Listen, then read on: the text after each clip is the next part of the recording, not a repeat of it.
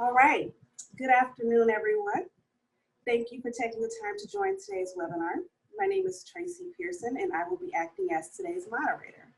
We are very excited to welcome all of you as we announce this new funding initiative, College Promise 2.0, also known as CoPro2.0, a new opportunity aimed at shaping higher education programs that are equity-driven, financially sustainable, integrated into local economic development efforts, and responsive to the shifting federal policy environment. Now, before we get started, just want to run through a few housekeeping items. There was an earlier question about participants being muted. Yes, everyone will be muted through the duration of the webinar. Today's session will be recorded and shared online in the coming days for access for further viewing. If you need to review anything that we covered during the webinar, you can do that at that time. You can also find additional resources via the QR code at the end of the presentation. Just snap a picture with your phone and it will take you directly to the initiative page. Now, the team will walk through a brief overview of the Kresge Foundation, the education program, including the College Promise program at a large scale. And then we'll jump into some specifics about CoPro 2.0. We will review several items, including goals, funding, objectives, eligibility, and timelines. We have built time in today's agenda for Q&A. Q&A will be muted. You are encouraged to post your questions in that Q&A box where it says just Q&A. I see a few people have already posted there. That's where we will be grabbing questions from. I will be answering questions in the Q&A box, and Ed will be also answering questions verbally. All right. Questions will be answered at the end of the webinar. So joining me on today's webinar are members of the education team, including Bill Moses, Managing Director, who has been with the Kresge Foundation for more than 20 years, and Ed Smith, Program Officer for the education team, and the lead on this new funding initiative. Now, I'm going to turn it over to Bill. Thanks, Tracy, and thank you everyone for joining us today. Just a little bit of background about the Kresge Foundation. We're a national private foundation based in Metro Detroit. We were established about a century ago by the man who founded Kmart, Sebastian Kresge, and the foundation's goal is to expand opportunities in America's cities. We have about $4.2 billion in assets. Next slide, please. Unlike many funders in our field that focus only on higher education, Kresge has 6 grant-making programs designed to foster opportunity for low-income people in American cities, including arts and culture, Detroit, American cities, the environment, health, and human services. We also have a social investing practice that makes loans and other investments into nonprofit organizations. We're encouraged at Kresge to work with our sister teams, and indeed the CoPro 2.0 initiative is co-funded with the American Cities program and with our human services team. So you may want to look at their web pages as you consider an application for this program as well. Please note that there may sometimes be opportunities now or in the future where other Kresge teams may be offering grant opportunities that would fit you and your institution well. Next slide, please. Our work on the education team seeks to increase college access and success while reducing student equity outcomes differences in the United States and South Africa. We seek to support first generation, low income, and underrepresented students, particularly African Americans, Latinos, Native Americans, and Asian Americans and Pacific Islanders. We work anywhere in the United States and also in South Africa, our sole international program, but have 4 focus states: California, Texas, Michigan, and Florida. We have 3 focus areas, and I'm just going to talk briefly about our first 2. First, Pathways to College, which looks at improving both the pathway from high school to college and also the pathway back to college for adult students. Second, capacity building for the institutions that serve our students. This includes community colleges, HBCUs, and other minority serving institutions, and public institutions. This is where the majority of American students enroll in college, but while there are often amazing exceptions, sometimes these institutions fall short of their mission. This strategy seeks to strengthen these institutions to serve their students more effectively. Now I'm going to turn it over to Ed Smith, our program officer managing the CoPro2 initiative, to talk about our third strategic focus area, strengthening and aligning the urban higher education ecosystem. Thanks, Ed. Thank you, Bill. Greetings, everyone. Before getting into the strategy area and describing the initiative, I just wanted to offer a bit of context. First, I'll provide some insight on how this initiative extends an area of focus that we've been long committed to. Then I'll provide a working definition that Kresge has used to understand college promise programs. Then I'll list some opportunities we're trying to pursue and some challenges we'd like to address. One of the team's education-focused areas centers on urban higher education systems.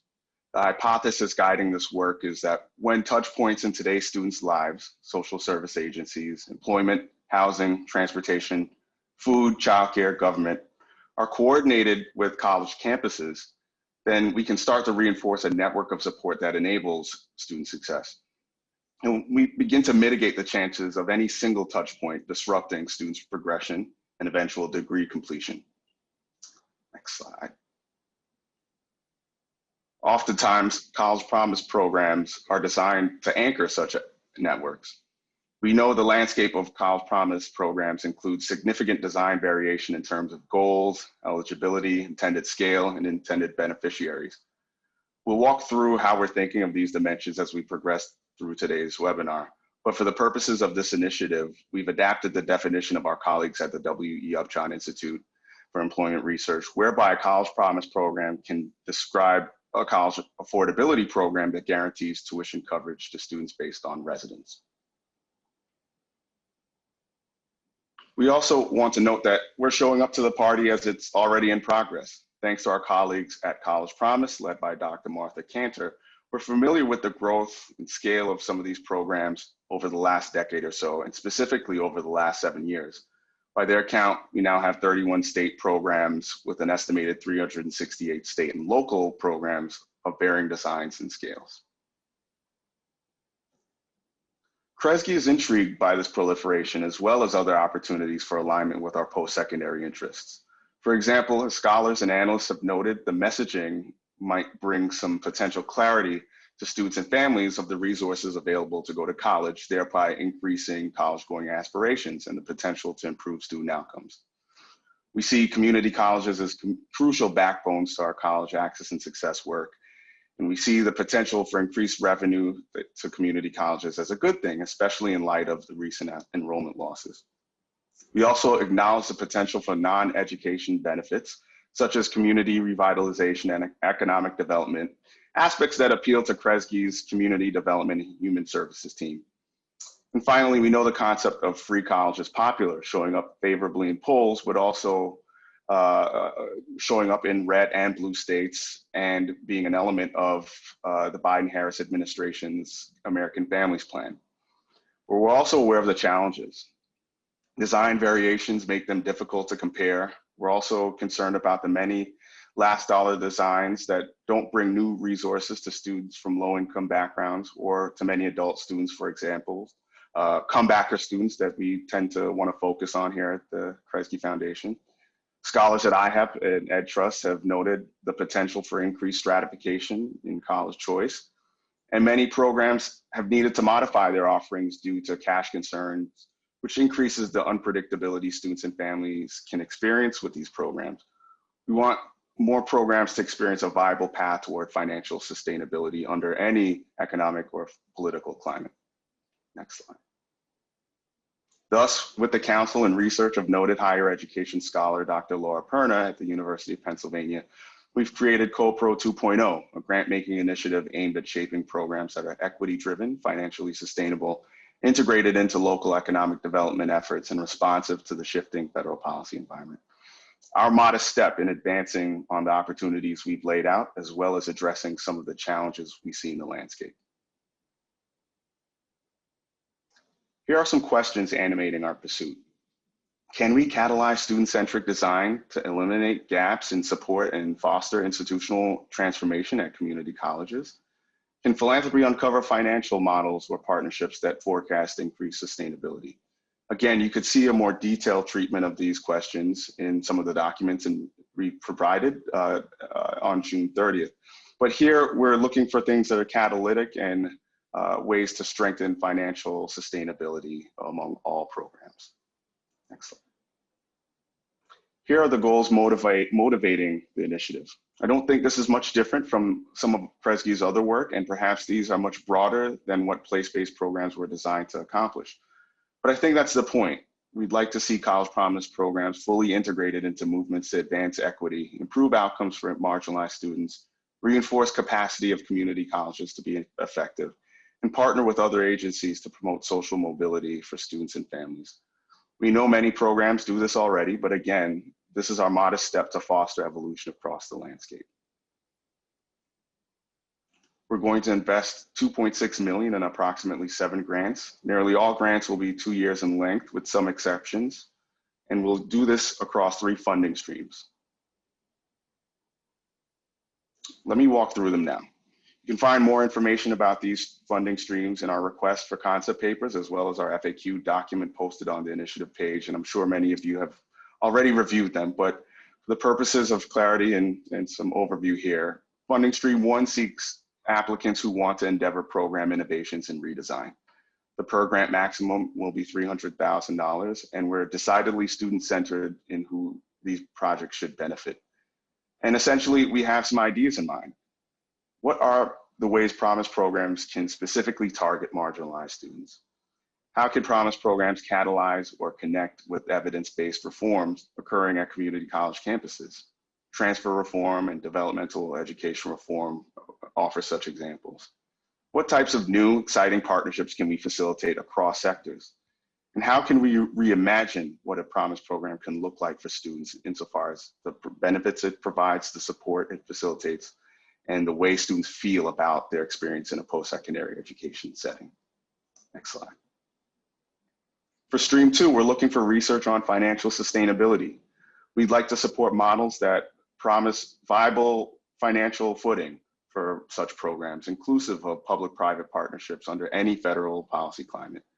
We hope we can aid program leaders and policymakers in identifying the right steps to promote and maybe implement sustainable, equitable Promise programs at the federal, state, and local level. For Stream 3, we're looking to fund time and capacity of leaders and researchers in the field who can aid in the implementation journeys at the federal, state, and local levels, should some version of the Biden-Harris administration plan be adopted. And if not, this expertise should be responsive to the needs of the field. They should spend their time being a part of field building and move as the initiative unfolds. Next slide. We're looking for strong, clear ideas that are aligned with our guiding questions and our goals. A demonstrated focus on racial equity, strong understanding of community college students and the campuses that serve them. And it would help if there was an established partnership with a strong track record of social mobility promotion for students and families with low income. Next slide. I won't chronicle the eligibility criteria that you can see here or read in our request for concept papers and FAQ document. All I'll say is that Stream 1, for our reviewers, will likely be interested in scaled and potentially scalable ideas. Therefore, we know a lot of individual community colleges have College Promise programs, and many serve large amounts of students, but generally speaking, it's often the case that those programs have different goals than, say, the goals for a program that was started in a city or state. And for those reasons, while applying as a single community college doesn't make you ineligible, but it makes seeking grant funding and attaining it unlikely. Next slide. Here's our timeline. As many of you likely saw, we announced this funding opportunity on June 30th with a suite of materials we hope would prepare you for a successful application. We are doing this webinar now with the goal of welcoming questions through July 30th at the designated College Promise email address. We will start reviewing concept papers after the deadline of August 9th, 2021, with the whole goal of inviting full proposals after September 1st and eventually announcing grants in November.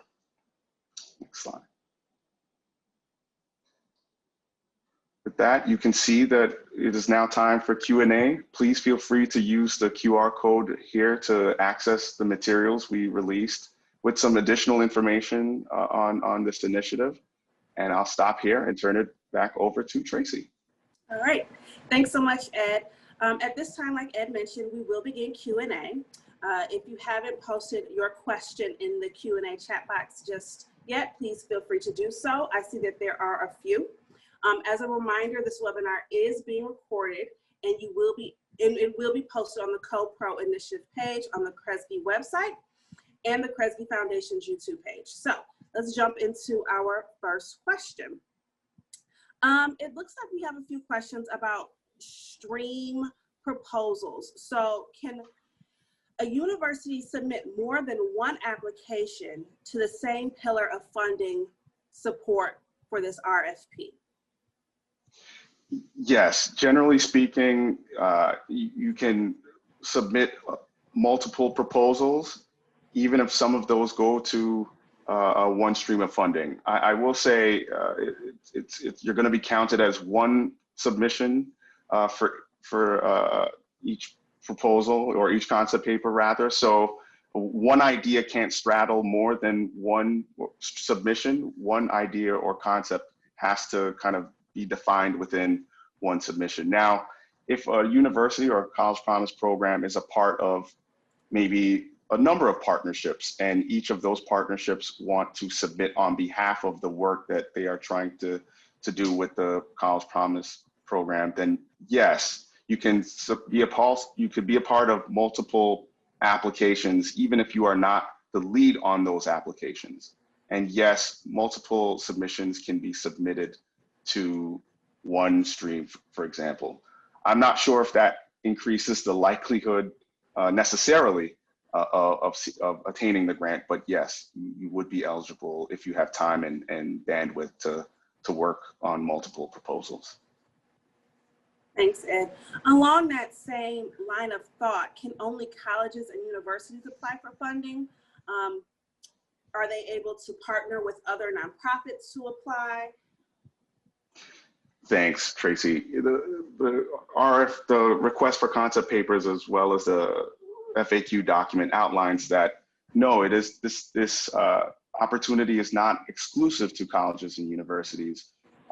We are hoping that city-based and maybe state-based college promise programs can also apply.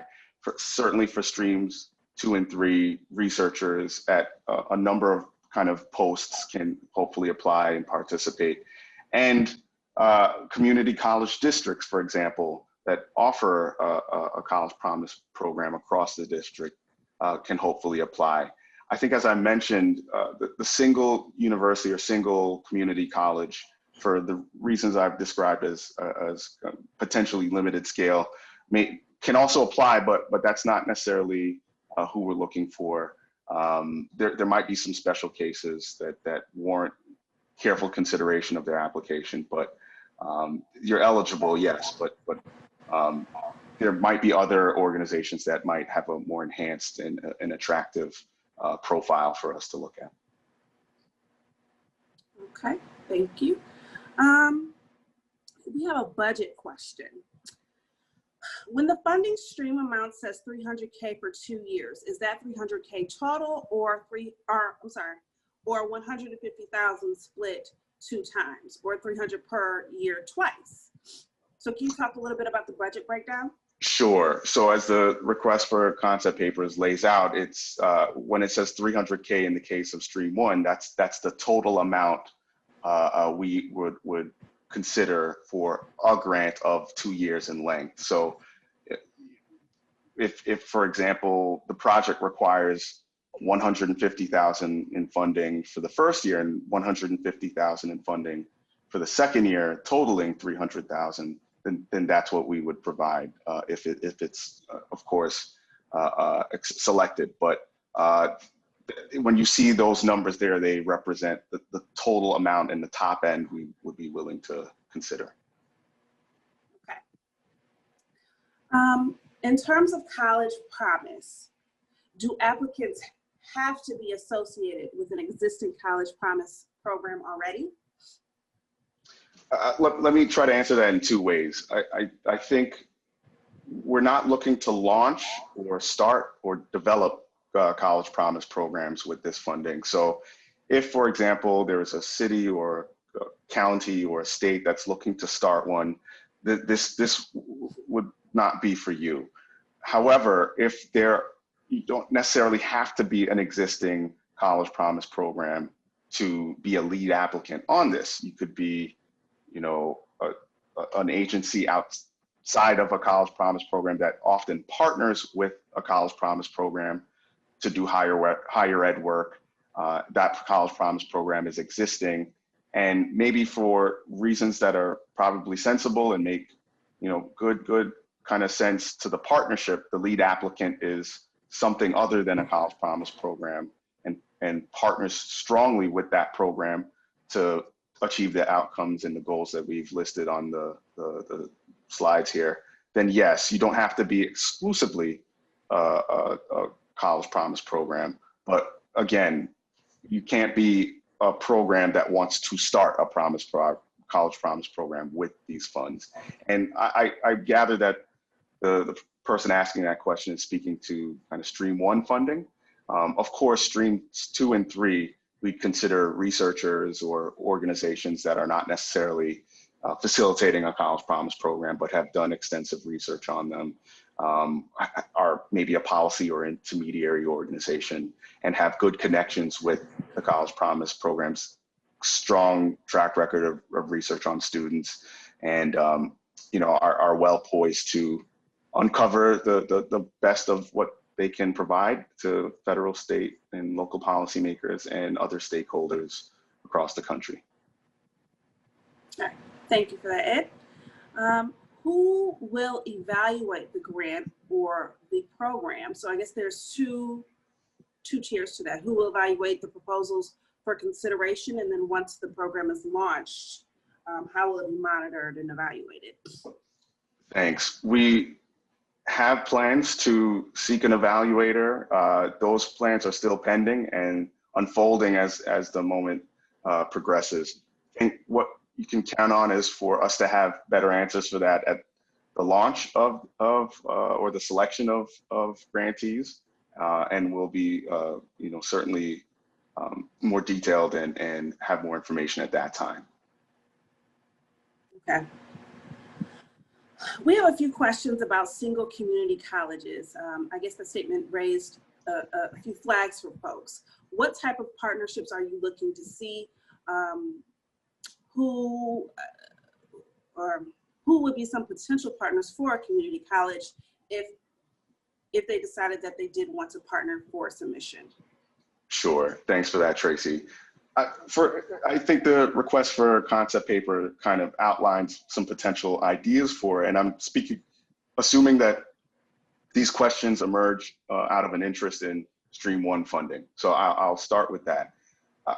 The request for concept papers, I think, details a few examples that we think might highlight some intriguing ideas. For example, if a single community college that serves, you know, large amounts of students might have partnerships with, for example, a transit agency, or for example, a social service agency that brings new resources and supports to students that have been either on the margins or ill-served for a number of different reasons, or could use these services to help enable their success.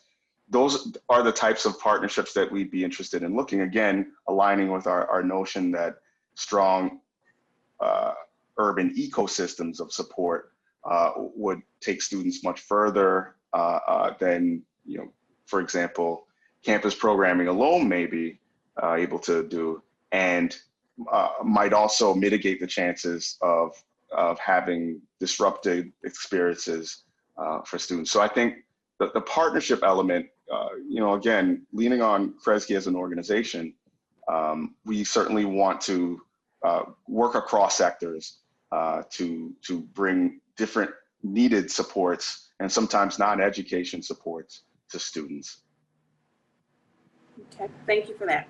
For Stream 1, is there a student population that would make a college promise program more competitive, less competitive? Is there a threshold on how many students could potentially be impacted?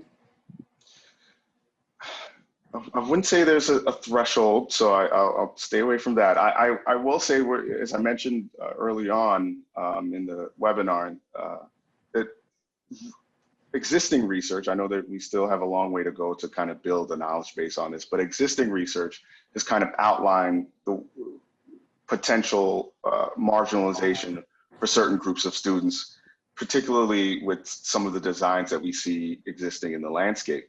And while I'm not going to kind of point folks to specific populations beyond what I think we've provided in the request for concept papers, what I will say is that this is a great opportunity to look within the community, to talk to stakeholders, and to see and understand the data already present at your College Promise program and within your community, and craft an opportunity for support and partnerships that speaks specifically to your community's needs.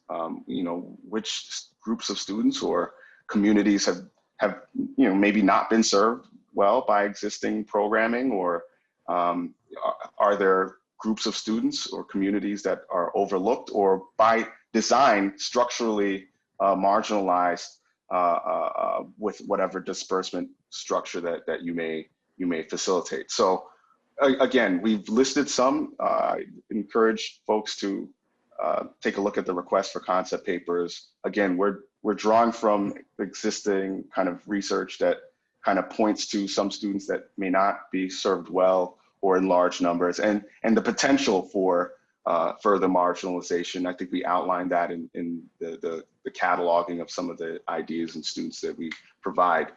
So I at that point, just leaning on that literature, I would encourage folks to maybe look at existing data, talk to community and maybe regional and state stakeholders, and consider the ways that this opportunity can meet the needs within your community. Okay. We've gotten a few questions about geography requirements. Can you just talk a little bit about if there are geography requirements for any of the streams?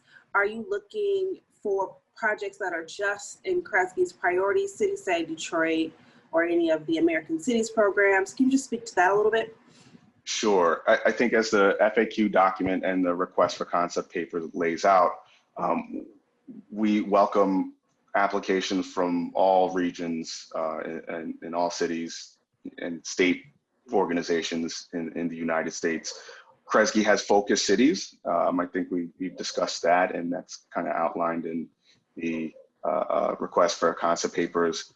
We tend to kind of target some of our funding there, and for those reasons, applications emerging from those focus cities might be given a preference. The education team has focus states.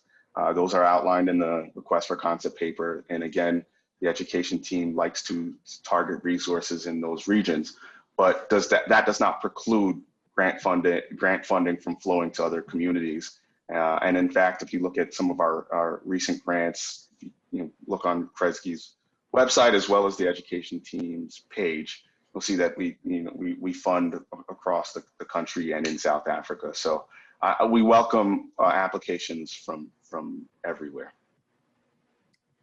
Okay. Can the funds be used for scholarships or direct payments to students? And I'm going to focus on stream 1 here. If you're welcome to do that, but I think what we're looking for is maybe different either structuring or types of scholarships that enable students who have been marginalized by current designs and current structuring to achieve success. It has long been a belief at the Kresge Foundation's education team that just funding scholarships alone and funding, for example, the endowment of a College Promise so that it can grow in that way is not a viable path toward financial sustainability. And I think that's, as you could see here, an undercurrent of across all streams, and certainly a focal area in the tagline of this initiative. So while we can envision, radically different ways to do scholarship provision, and there are certainly some strong thinkers and excellent researchers and education leaders and practitioners who at least I draw inspiration from on this front. And we know how important that is. I think the goal is to not exclusively just give scholarships, but to understand the ways in which scholarship provision can be more sustainable moving forward. And we'll probably prioritize that than just kind of giving scholarships with the grant funding. Okay. In this context, we talk about urban institutions of higher education. Can you just define how Kresge approaches the term urban, and just give a sense of what you all are speaking about specifically? Sure. I mean, I welcome my colleague Bill Moses to jump in here if he'd like, given his kind of his longstanding kind of presence at Kresge, and he's seen how this conversation has unfolded over time. We, for many reasons, and you could visit Kresge's website. I think there's a full statement and kind of framing on our attachment to cities and the rationale for that on the front page. And if not, you don't have to do 1 or 2 clicks to get to it. I think we see cities as offering both the social, cultural, economic hubs and populations of interest to center our work. And although we don't have necessarily a hard and fast kind of catchment, or certainly hard and fast parameters, we tend to think of kind of densely populated kind of urban centers as kind of sites for our work. And that's a Kresge thing. That's not necessarily an education team. Bill, did you want to jump in here? Sure, thanks, Ed. Yeah, this is also a question to keep in mind that some states consider themselves rural states, but they all have capital cities, and they typically also have at least one very large city. So I can think of my home state, state of Alaska. It's pretty rural for a lot of it, but there are a couple of big cities like Anchorage, Fairbanks, and Juneau. So I think that if there's a large metropolitan statistical area that you're representing, or you're talking about a whole state, but it might be Nebraska or Alaska or North Dakota, that would be fine.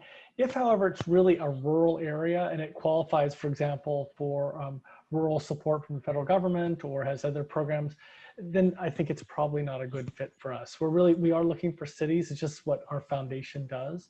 But if in doubt, take a look at where you stand on the MSAs and see if you are part of one, and if you are, that you're probably sufficiently urban. Although I would say that we would reserve the right when we saw the application ultimately to say, gosh, it's not quite a fit, or it may not be as strong as, say, Phoenix or as Honolulu. So I'd leave it sort of to you without getting too much detail about your specific city. Okay. For stream 1, could you talk a little bit more about the expected goals, purpose, or outcomes? For example, are you looking to see tangible activities and solutions being implemented? Or could the projects be focused on analyzing existing data or research? I'll just answer the second part of that quickly. Yes, we hope that the projects can utilize existing data, build on existing efforts, to now do, I think, the few things we've outlined earlier in this webinar and the kind of the goals we stated in the materials we provided on June 30th. I think we're looking for ways to promote educational equity with a specific focus on targeting marginalized students or students in your community that may have been either structurally marginalized or overlooked in some way or ignored by College Promise program, and you now have some resources that are catalytic in ways that get to them. I think we're looking to connect these resources and College Promise programs with what we see as evidence-based reforms and the reform movement happening at community colleges, right? So essentially, we're trying to bring these two lines of work that have been kind of out there in the field. And Kresge has certainly supported evidence-based reforms in terms of transfer and articulation, developmental education, making pedagogy more culturally sensitive and socially practical, making sure that, pedagogy at the community colleges are centered at local and regional workforce needs. I think there have been reform movements and some incredible transformation work happening at community colleges. I think we would like to put that work in conversation with the proliferation and continued evolution, the great work College Promise programs have been doing on the access and success side. And other than that, I'll just say that, the goals I laid out are, racial equity, improvement in effectiveness at community colleges, partnerships that kind of bring new resources to students beyond education benefits. I mean, I think those are the goals we're looking for, and we'll start there. Okay. We've talked a lot about community colleges, would working with K through 12 school districts be appropriate, especially students who have applied to college and have IEP programs?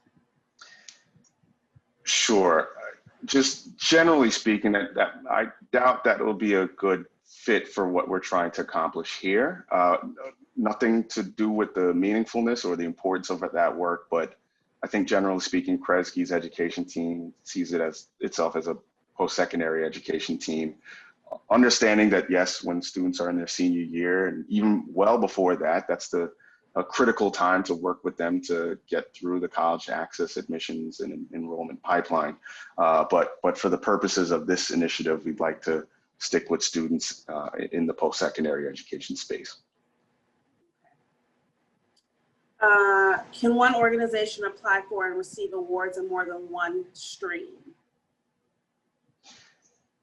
That would be awfully hard, given the limited amount of funding we have and the competitiveness we anticipate experiencing, but not impossible, I guess. I'm trying to see, there's a few things popping up here.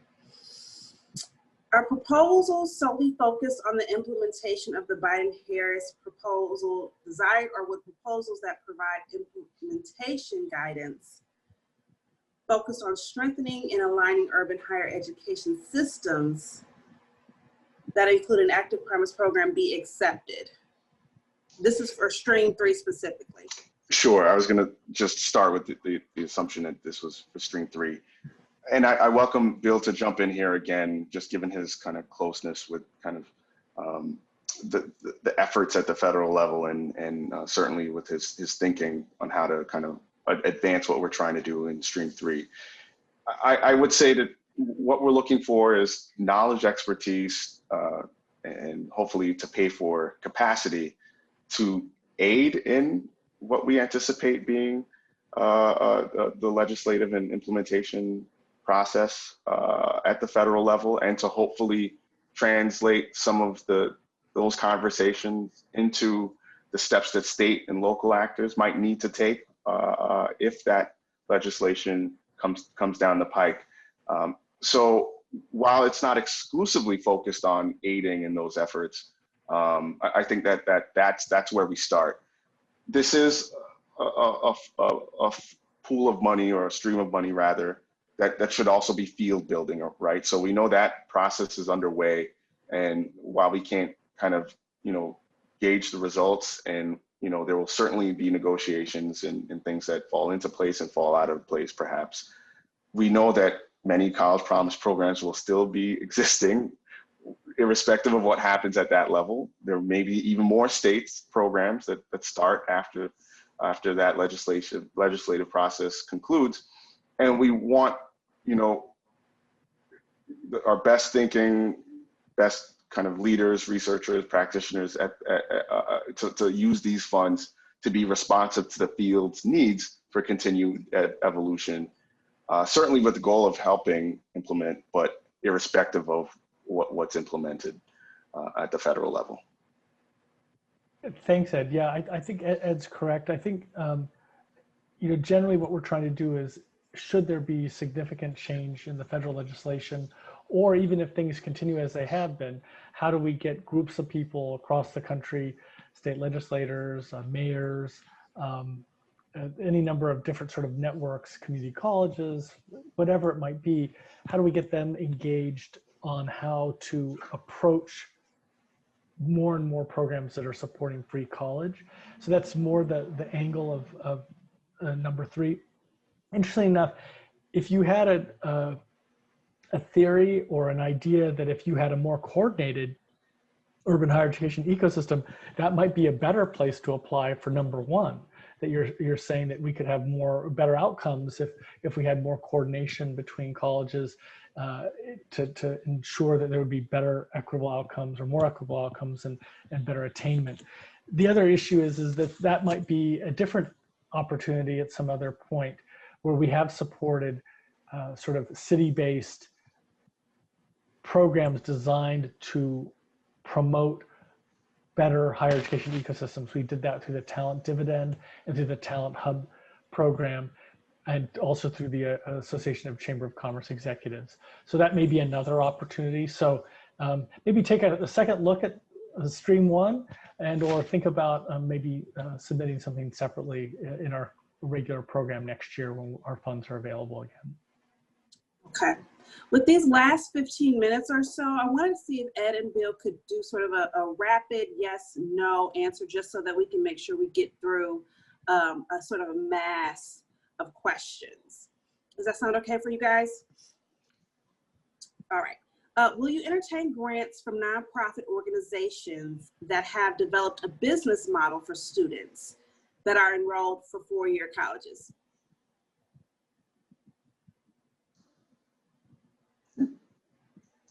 No. Okay. Can a policy research organization be the technical assistant provider or the programming component and also the evaluator of the initiative? Just to clarify, I'm assuming that the question emerges from a desire to understand whether they can apply for Stream 3 funds as well as be the evaluator on the entire initiative. I'm gonna say no. Okay. Can funding be used to expand ongoing research if it's already launched? Yes. Okay. We've answered a question about funding or is the ideal to build on somewhat proven models or develop entirely new concepts? I feel like you just answered that, but why don't you go ahead and answer for Bobby? Is the idea to build on somewhat proven models or to develop entirely new concepts? Sure, just quickly, I think pilots or ideas that are already underway are appealing to us in many ways. And if we can provide funds to take them further, take the ideas further or to expand it, I think that would be something appealing to us. That doesn't preclude new ideas or innovations that have yet to been kind of offered in the landscape. But I think, you know, for a number of different reasons, I'll just sum here, we have an affinity for trying to move pilots into a scaled phase or to expand existing work that's showing a tremendous promise. Okay. I'm trying to pose this one in a yes or no. Is the idea that if we don't have the partnerships in place, can we use the funding to form partnerships? And they don't speak specifically about which stream, anonymous.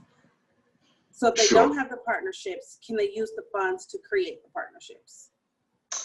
Sure, I think I'll just say again, yes, and partnerships already in place that, again, I'm just citing the documents that we provided as well as earlier on in the webinar. Partnerships already in place that are trying to attain some of the goals we've laid out, I think are extremely appealing to us, and we'd like to be able to push those partnerships further.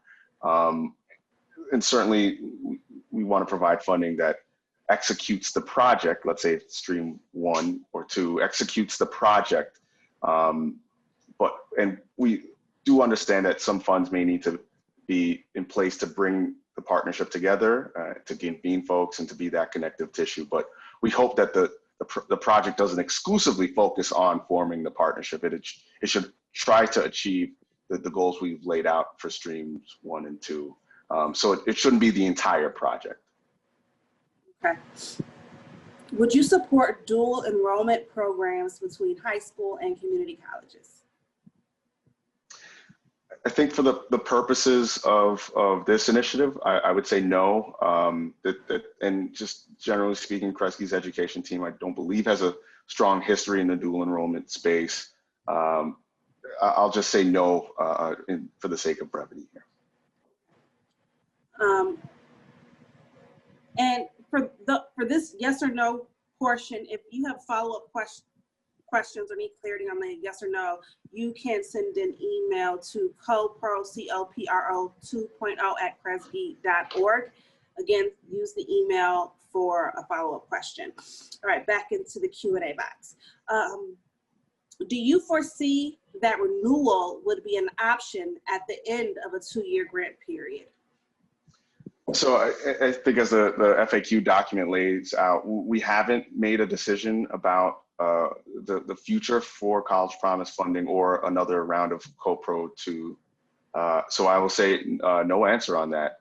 We're going to take a look at what we learn, certainly with the help of an evaluation partner perhaps, and make our decision at a later time.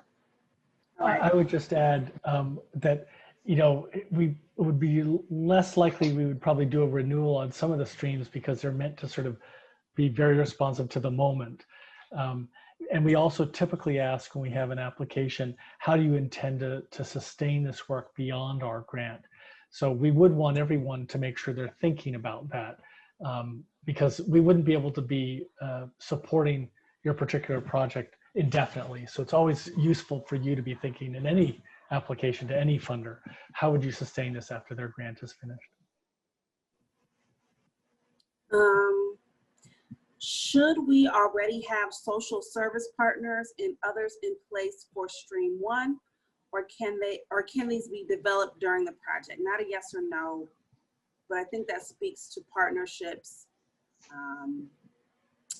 If Ed or Bill want to take that one. I would say yes, and I think the double click on that is certainly that would help, and we know it'd be incredibly ambitious to move swiftly and get those partnerships in place by the deadline and by the proposal invitation. So I'd say yes.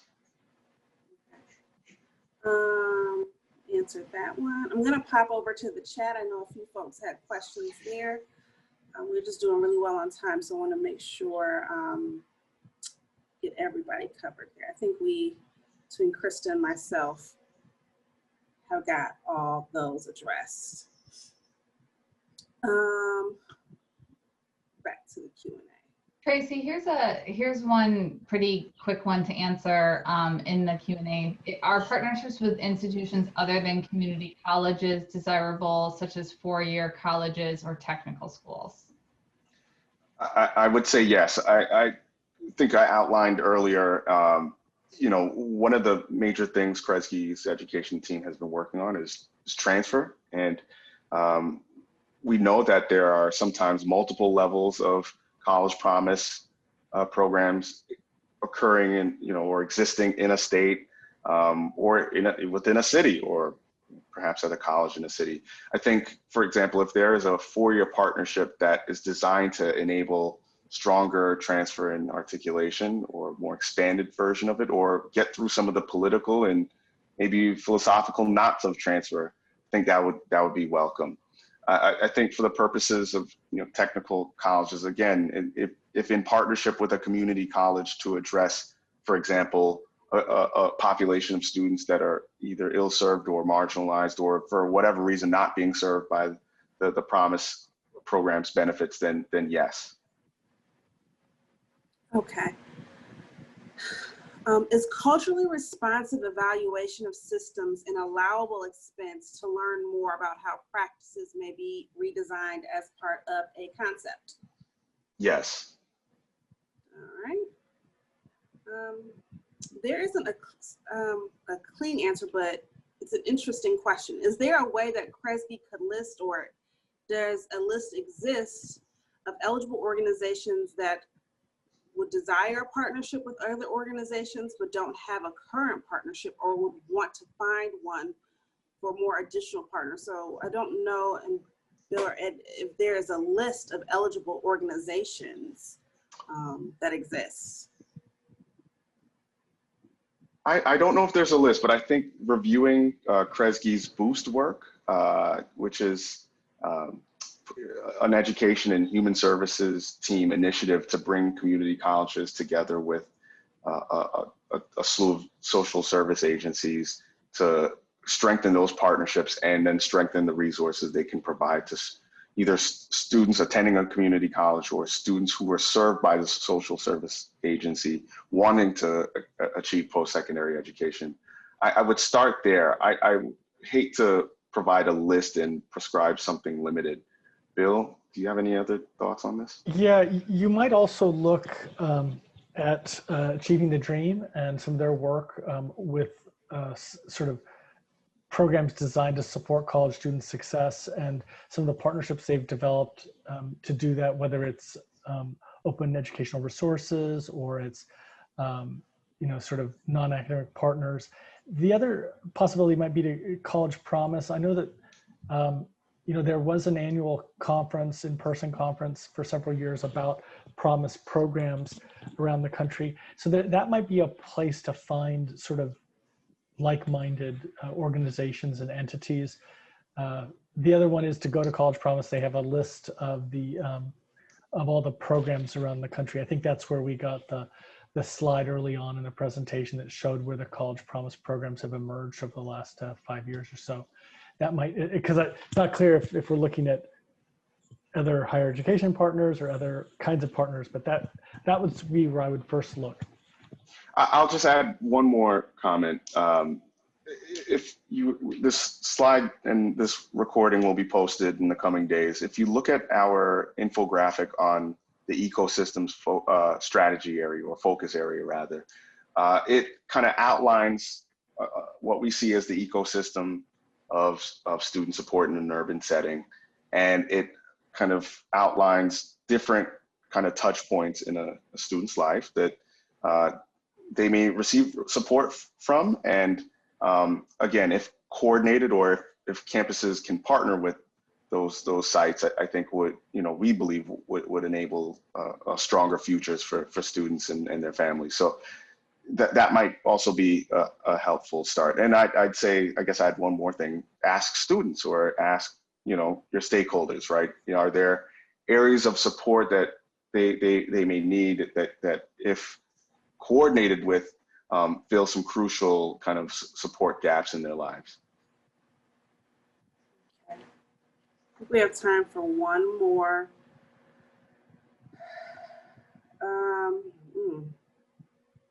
If a nonprofit organization sub wanted to partner with a college or university as a research partner, would the sub be held to the 15% indirect rate cap?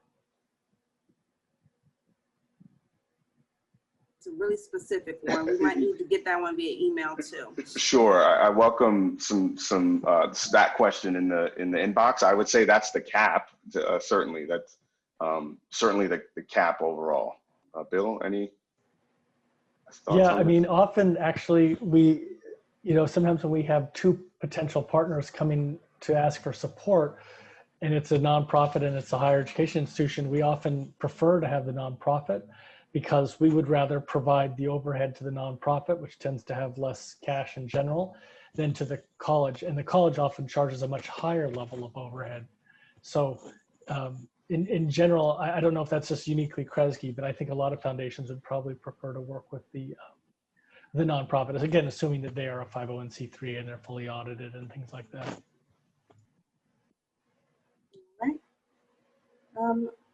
Right.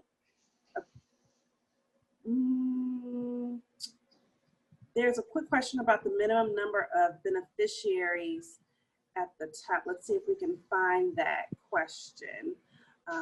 We talked about this a little bit in terms of impact, but is there a limited number of beneficiaries that can take advantage of a particular stream? I'm going to say no. I mean, I think our thinking along these lines is relative, right? So we understand that these programs operate at the state level, and we anticipate large numbers of students associated with college promises that operate at those levels. I think at the city level and across community college districts, obviously it's going to be a different figure. But I think the point here is that we're looking for, you know, ideas, and speaking specifically to Stream 1, ideas that kind of reach the scale criterion within our criteria, and, you know, have the potential to you know, produce something that gets to generalizable across contexts, right? So I think while there's no, you know, minimum number, we're certainly looking for ideas and projects that we could span across contexts. Can you elaborate on scholarship provision? Are you speaking to the entire process supporting a marginalized student through college, such as mentoring, academic advising, social support, or making a lump sum payment? Sure. Provision meaning providing the cash grant, right? But that's one piece we know of the College Promise program and the larger enterprise of college access work. I think, you know, we know, and perhaps famously, that they provide financial resources in the form of either scholarships that pay tuition, and that process is providing a scholarship. But I think, you know, that's one process, that's one element that can be redesigned or structured. But again, we know that that's not the entirety of the resources and benefits that come with participating in a College Promise program. Okay. How do you view / suggest student voice as ideal in concept design? How do I view it? I view it as a good thing. I would hope that these ideas and these projects that emerge are grounded in what students and families believe they need and deserve from the practitioners working with them, and from, you know, the agencies trying to fund higher education attainment initiatives. So that's always a good thing to me.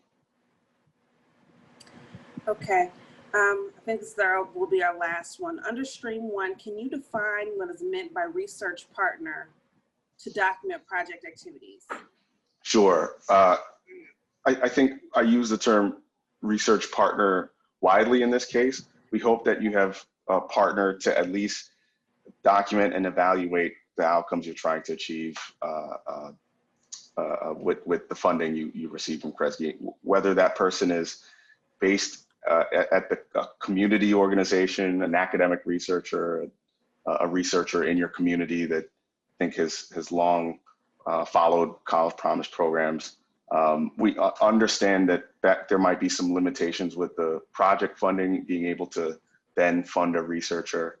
So we hope that there's perhaps an existing research partnership in place that can help move the potential evaluation of this project along, but also strengthen evaluation prospects going forward. Again, as Bill mentioned, it's not exclusively for the project, the current project that you might receive funding for, but we hope that there's a partner that can assist with some of these data and evaluation needs moving forward. Okay. We are at our time. Thank you to the entire education team for participating in this webinar, as well as for everyone who took the time to log in and participate to learn more about the CoPro funding opportunity. If you have additional questions, you can email questions to CoPro2.0@kresge.org. You can also visit the initiative page by scanning the QR code on the slide. The presentation will again be posted on the Kresge website, as well as the Kresge Foundation's YouTube page. Thank you all, and we hope you have a great rest of your day.